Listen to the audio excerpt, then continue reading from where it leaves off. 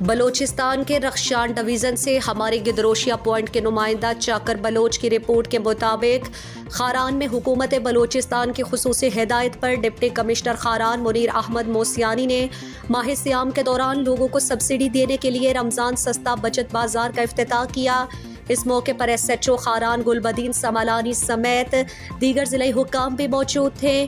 Deputy commissioner Munir Ahmad موسیانی نے کہا کہ خاران کی تاجر برادری کی خصوصی تعاون سے سستا بازار میں چیزیں بازار کی نسبت کم قیمتوں پر دستیاب ہوگی اور رمضان سستا بچت بازار میں پورے مہینے عوام کو اشیاء خورنوش مناسب قیمتوں میں دستیاب ہوں گی۔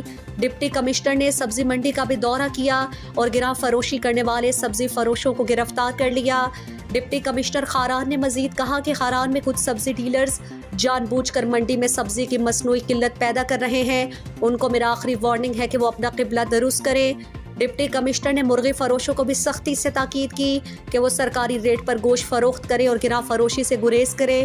ڈپٹی کمشنر خاران نے مزید کہا کہ آج سے سبزی منڈی کی خفیہ طور پر نگرانی کر رہے ہیں، اگر عوام اور خفیہ نگرانی کرنے والوں کی نشاندہی ہوئی تو بلا تفریق کارروائی عمل میں لائیں گے۔ مزید دلچسپ معلومات اور خبروں سے آگاہ ہونے کے لیے Gedrosia point Facebook page, Instagram, Twitter کو فالو اور یوٹیوب چینل کو سبسکرائب کریں۔ بیل آئیکن بٹن دبانا نہ بھولیں